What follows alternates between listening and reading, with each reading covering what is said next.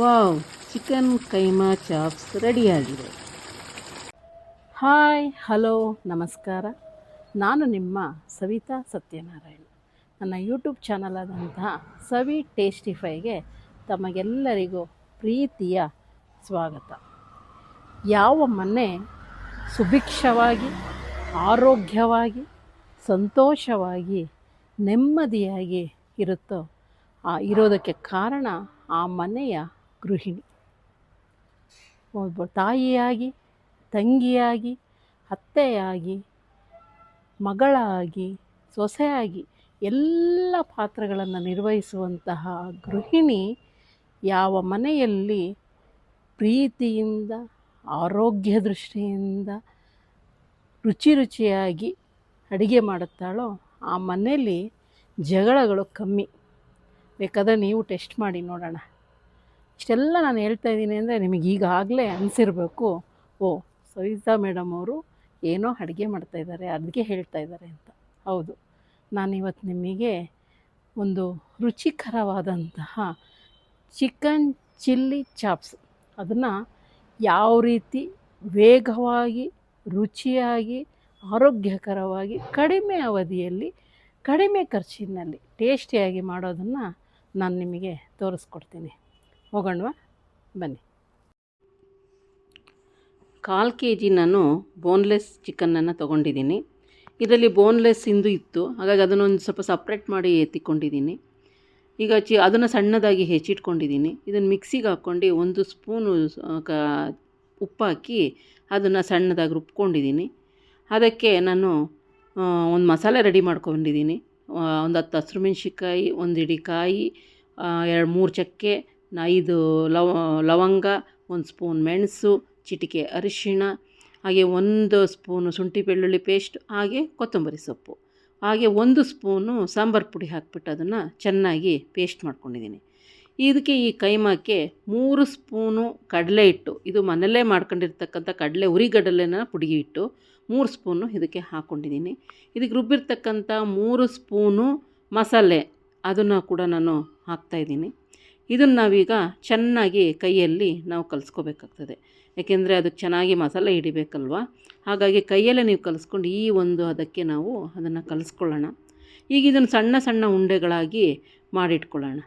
ನೀಟಾಗಿ ಎಲ್ಲ ಸಣ್ಣ ಸಣ್ಣ ಉಂಡೆಗಳಾಗಿ ಮಾಡಿಟ್ಕೊಂಡು ಈಗ ನಾವೇನು ಮಾಡೋಣ ಅಂದರೆ ಒಂದು ಸ್ಟೌವಲ್ಲಿ ಪಾತ್ರೆ ಇಟ್ಬಿಟ್ಟು ಎಣ್ಣೆ ಹಾಕ್ತಾಯಿದ್ದೀನಿ. 2 ಸ್ಪೂನ್ ಎಣ್ಣೆ ಹಾಕ್ಕೊಳ್ಳೋಣ.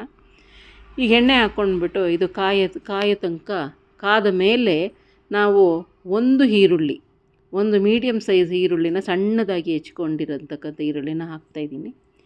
ಇದು ಚೆನ್ನಾಗಿ ಬಾಡಿಸೋಣ. ಇದು ತುಂಬ ಫ್ರೈ ಆಗಬಾರ್ದು, ಮೀಡಿಯಮ್ ಫ್ರೈ ಆಗಬೇಕು. ಅಡುಗೆ ಯಾವಾಗಲೂ ನಾವು ಏನು ಹಾಕ್ತೀವಿ ಅನ್ನೋದು ಮುಖ್ಯ ಅಲ್ಲ, ಯಾವ ಹದದಲ್ಲಿ ಮಾಡ್ತೀವಿ ಅನ್ನೋದು ಮುಖ್ಯ ಆಗ್ತದೆ ಟೇಸ್ಟಿಗೆ.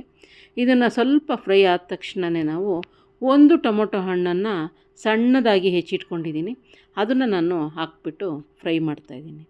ಚೆನ್ನಾಗಿ ಎಣ್ಣೆಯಲ್ಲಿ ಬಾಡಿಸೋಣ. ಇದನ್ನು ಚೆನ್ನಾಗಿ ಫ್ರೈ ಮಾಡೋಣ. ಹಾಗೆ ಇದಕ್ಕೆ ನಾನು 1 ಚಿಟಿಕೆ ಅರಿಶಿಣ ಹಾಕ್ತೀನಿ. ಅರಿಶಿಣ ಹಾಕ್ಬಿಟ್ಟು ನಂತರ 1 ಸ್ಪೂನು ಉಪ್ಪು ಕೂಡ ಹಾಕ್ಬಿಟ್ಟು ಇದು ಚೆನ್ನಾಗಿ ಬಾಡಿಸ್ತೀನಿ. ಆವಾಗ ಟೊಮೊಟೊ ಈರುಳ್ಳಿ ಎಲ್ಲ ಚೆನ್ನಾಗಿ ಹದವಾಗಿ ಬೇಯುತ್ತೆ. ಚೆನ್ನಾಗಿ ಇದನ್ನು ಬಾಡಿಸ್ತಾ ಫ್ರೈ ಮಾಡ್ಕೊಳ್ಳೋಣ. ಈಗ ಚೆನ್ನಾಗಿ ಫ್ರೈ ಆದಮೇಲೆ ನಾವು ರುಬ್ಬಿರ್ತಕ್ಕಂತಹ ಮಸಾಲೆನ ಹಾಕೋಣ. ಇದೆಲ್ಲ ಆಗ್ತಾಯಿದೆ, ಬಾಡ್ತಾಯಿದೆ ಚೆನ್ನಾಗಿ. ಅದೊಂಚೂರು ಮೆತ್ತಗಾಗುತ್ತೆ, ಟೊಮೊಟೊಗಳು ಎಲ್ಲ, ಟೊಮೊಟೊ ಈರುಳ್ಳಿ ಎಲ್ಲ ಚೆನ್ನಾಗಿ ಫ್ರೈ ಆಗುತ್ತೆ. ಈಗ ಇದಕ್ಕೆ ನಾವು ರುಬ್ಬಿರ್ತಕ್ಕಂಥ ಮಸಾಲೆನ ನಾನು ಹಾಕ್ತಾಯಿದ್ದೀನಿ. ಹಾಕಿ ಚೆನ್ನಾಗಿ ಇದನ್ನು ಎಲ್ಲ ಮಿಕ್ಸ್ ಮಾಡ್ತೀನಿ. ಮಿಕ್ಸ್ ಮಾಡಿಬಿಟ್ಟು ಚೆನ್ನಾಗಿ ಒಂದು ತಟ್ಟೆಯನ್ನು ಮುಚ್ಚಿಬಿಟ್ಟು ಇದನ್ನು ಕುದಿಯಕ್ಕೆ ಬಿಡ್ತೀನಿ. ಈ ಕಡೆ ಸೈಡ್ ಏನು ಮಾಡ್ತೀನಿ ಅಂತಂದರೆ ಇನ್ನೊಂದು ಬಾಣಲಿನ ನಾನು ಇನ್ನೊಂದು ಸ್ಟವ್ ಹಚ್ಚಿಬಿಟ್ಟು ಒಂದು ಬಾಣಲಿ ಇಡ್ತಾಯಿದ್ದೀನಿ. ಅದಕ್ಕೊಂದು ಸ್ಪೂನ್ ಎಣ್ಣೆನ ಹಾಕ್ಕೊಂಡಿದ್ದೀನಿ. ಇದು ಕಾದ ಮೇಲೆ ನಾವೇನು ಬೋನ್ ಇರ್ತಕ್ಕಂಥ ಚಿಕನ್ ಸಪ್ರೇಟ್ ಮಾಡಿದ್ವಲ್ಲ ಅದನ್ನು ಇದಕ್ಕೆ ಹಾಕ್ಬಿಟ್ಟು ಒಂದು ಸ್ವಲ್ಪ ಫ್ರೈ ಮಾಡ್ಕೊಳ್ಳೋಣ. ಏಕೆಂದರೆ ಬೋನು ಪುಡಿ ಆಗೋದಿಲ್ಲ ನಾವು ಪೇಸ್ಟ್ ಮಾಡ್ಕೊಳ್ಬೇಕಾದ್ರೆ. ಹಾಗಾಗಿ ಚಿಕನ್ನಲ್ಲಿ ತರಬೇಕಾದ್ರೆ ಬೋನ್ಲೆಸ್ ಚಿಕನ್ ತಂದ್ರೇ ಒಳ್ಳೆಯದು. ನಮ್ಮನೇಲಿ ಸ್ವಲ್ಪ ಬೋನ್ ಇತ್ತು, ಹಾಗಾಗಿ ನಾನು ಅದನ್ನು ಸಪ್ರೇಟ್ ಮಾಡಿಕೊಂಡೆ. ಅದಕ್ಕೊಂಚೂರು ಚಿಟಿಕೆ ಅರಿಶಿನ ಹಾಕಿಬಿಟ್ಟು ಅದನ್ನು ಚೆನ್ನಾಗಿ ಎಣ್ಣೆಯಲ್ಲಿ ನಾನು ಫ್ರೈ ಮಾಡ್ಕೊತಾ ಇದ್ದೀನಿ ಚೆನ್ನಾಗಿ. ಒಂದು ಸಿಮ್ಮಲ್ಲಿಟ್ಬಿಟ್ಟು ಫ್ರೈ ಮಾಡೋಣ. ಈಗ ಈ ಕಡೆ ಕುದಿರ್ತಕ್ಕಂತಹ ಮಸಾಲೆಯನ್ನು ನೋಡೋಣ. ನೋಡಿ ಎಷ್ಟು ಚೆನ್ನಾಗಿ ಎಣ್ಣೆ ಎಲ್ಲ ಬಿಟ್ಕೊಂಡು ಹದವಾಗಿ ಆಗಿದೆ ಮಸಾಲೆ. ಕೆಲವೊಂದು ಅಡುಗೆ ನೋಡಿದ ತಕ್ಷಣವೇ ಚೆನ್ನಾಗಿ ಬಂದಿದೆ ಅನಿಸುತ್ತೆ. ಈಗ ನಾವು ಇದಕ್ಕೆ ಎಲ್ಲ ಸುತ್ತ ನಾವೇನು ಕೈಮಾ ಉಂಡೆಗಳನ್ನ ಮಾಡ್ಕೊಂಡಿದ್ವಿ ಅದನ್ನು ಎಲ್ಲ ಸುತ್ತ ಹಾಕೋಣ. ಎಲ್ಲ ಒಂದಕ್ಕೊಂದು ಅಂಟ್ಕೊಳ್ಳೋದು ಬೇಡ, ಎಲ್ಲ ನೀಟಾಗಿ ಒಂದ್ರ ಪಕ್ಕ ಒಂದು ಹಾಕಿಬಿಟ್ಟು ಅದನ್ನು ಚೆನ್ನಾಗಿ ಕುದಿಯೋದಕ್ಕೆ ಬಿಡೋಣ. ಈಗ ಹಾಕಿದ್ಮೇಲೆ ನಾವು ತಗೊಂಡು ಸಡನ್ಲಿ ನಾವು ಸೌಟಲ್ಲಿ ಎಲ್ಲ ಕಲಿಸ್ಬಾರ್ದು. ಹಾಗೆ ಎಲ್ಲ ಕಡೆ ಬಿಟ್ಬಿಟ್ಟು ನಾವು ಒಂದು ತಟ್ಟೆನ ಮುಚ್ಚಿಬಿಟ್ಟು ಅದನ್ನು ಕುದಿಯೋದಕ್ಕೆ ಬಿಡೋಣ. ಒಂದು 3 ಮಿನಿಟ್ಸ್ ಕುದ್ಮೇಲೆ ಮತ್ತೆ ಅದನ್ನು ತೆಗೆದುಬಿಟ್ಟು ಎಲ್ಲ ಮಿಕ್ಸ್ ಮಾಡೋಣ. ಮೇಲೆ ಕೆಳಗೆ ಮಾಡಿ ಅವಾಗ ಕೆಳಗಿನ ಮೇಲೆಲ್ಲ ಮಾಡಿ ಚೆನ್ನಾಗಿ ಮಿಕ್ಸ್ ಮಾಡೋಣ. ಮಿಕ್ಸ್ ಮಾಡ್ತಾ ಅವಾಗೆಲ್ಲ ಚೆನ್ನಾಗಿ ಉಪ್ಪು ಖಾರ ಎಲ್ಲ ಚೆನ್ನಾಗಿ ಹಿಡಿಯುತ್ತೆ ಅದಕ್ಕೆ. ಈ ಥರ ಎಲ್ಲ ಚೆನ್ನಾಗಿ ಮಾಡ್ತಾ ಅದಕ್ಕೆ ಮತ್ತೆ ತಟ್ಟೆ ಮುಚ್ಚಿಬಿಟ್ಟು ನಾವು ಒಂದು 5 ನಿಮಿಷ ಕುದಿಯಕ್ಕೆ ಬಿಡೋಣ. ಎಲ್ಲ ಚೆನ್ನಾಗಿ ಕೈಮಾ ಹೀರ್ಕೋಬೇಕಲ್ವ, ಅದು ಚೆನ್ನಾಗಿ ಕುದೀತಾ ಇದೆ. ಒಂದು 5 ಮಿನಿಟ್ಸು ಬಿಟ್ಬಿಟ್ಟು ತೆಗೆದೋಣ. ಎಲ್ಲ ಚೆನ್ನಾಗಿ ಆಗಿದೆ, ನೋಡ್ರೆ ಗೊತ್ತಾಗ್ತಾಯಿದೆ. ಈಗ ನಾವು ಈ ಸೈಡಲ್ಲಿ ನಾವು ಫ್ರೈ ಮಾಡಿಟ್ಕೊಂಡಿದ್ವಲ್ಲ ಬೋನ್ ಇರತಕ್ಕಂಥ ಚಿಕನ್ನ ಅದಕ್ಕೆ ಹಾಕ್ಬಿಟ್ಟು ಮಿಕ್ಸ್ ಮಾಡ್ಕೊಳ್ಳೋಣ. ಎಲ್ಲ ಮಿಕ್ಸ್ ಮಾಡಿಕೊಂಡು ಚೆನ್ನಾಗಿ ಇದು ಮಾಡೋಣ. ಇದಕ್ಕೆ ಜಾಸ್ತಿ ಏನೂ ಖರ್ಚಾಗೋದಿಲ್ಲ. ಏನು ನಾವು ಒಂದು 1/4 kg ಅಂದರೆ 50 ರೂಪಾಯಿ ಅಷ್ಟೇ ಚಿಕನ್ ಇದು. ನೋಡಿರಿ, 50 ರೂಪಾಯಿ ಚಿಕನ್ನಿಗೆ ಇಷ್ಟು ಒಂದು ಕೈಮಾ ಉಂಡೆಗಳಾಗಿದೆ. ಇದನ್ನೇ ನಾವು ಹೋಟ್ಲಲ್ಲಿ ಹೋದರೆ ತುಂಬಾ ಕಾಸ್ಟ್ಲಿ ಆಗುತ್ತೆ. ಆಗ ಮನೇಲಿ ಮಾಡಿಕೊಂಡ್ರೆ ಇನ್ನೂ ಟೇಸ್ಟಿಯಾಗಿರುತ್ತೆ. ನೋಡಿ ಎಷ್ಟು ಚೆನ್ನಾಗಿ ಹದವಾಗಿ ಆಗಿದೆ. ಈಗ ಇದೆಲ್ಲ ಆಗಿದೆ. ಈಗ ನಿಜವಾಗ್ಲೂ ತುಂಬ ಚೆನ್ನಾಗಿ ಟೇಸ್ಟಿಯಾಗಿ ಕೈಮಾ ರೆಡಿಯಾಗಿದೆ.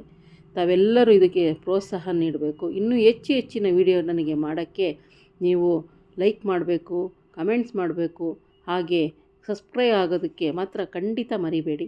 ಈಗ ನಾನು ಅದಕ್ಕೆ ಕಾಂಬಿನೇಷನ್ನಾಗಿ ನಾನು ರೊಟ್ಟಿ ಮಾಡಿದ್ದೀನಿ. ಚಪಾತಿನೂ ಮಾಡ್ಕೋಬೋದು, ನಾನು ರೊಟ್ಟಿ ಮಾಡಿದ್ದೆ. ಅದನ್ನು ನಾನು ಸರ್ವ್ ಮಾಡ್ತಾಯಿದ್ದೀನಿ. ರೊಟ್ಟಿ ಹಾಕ್ಬಿಟ್ಟು ಈಗ ಕೈಮಾ ಚಾಪ್ಸನ್ನು ಹಾಕ್ತಾಯಿದ್ದೀನಿ. ಜೊತೆಗೆ ಸೌತೆಕಾಯಿನೂ ಕೂಡ ಇಟ್ಕೊಂಡು ನಾನು ಅದನ್ನು ಸರ್ವ್ ಮಾಡೋಕ್ಕೆ ಕೊಡ್ತಾಯಿದ್ದೀನಿ. ತುಂಬ ಚೆನ್ನಾಗಿ ಟೇಸ್ಟಿಯಾಗಿ ಬಂದಿದೆ. ನೀವು ಕೂಡ ಮಾಡ್ಕೊಳ್ಳಿ ಮನೇಲಿ ಎಲ್ಲರಿಗೂ ಪ್ರೀತಿಯಿಂದ ಬಡಿಸಿ ಅಂತ ಹೇಳ್ತಾ ಮತ್ತೊಮ್ಮೆ ಹೇಳ್ತಾಯಿದ್ದೀನಿ, ಸಬ್ಸ್ಕ್ರೈಬ್ ಮಾಡೋದನ್ನು ಖಂಡಿತ ಮರಿಬೇಡಿ. Thank you.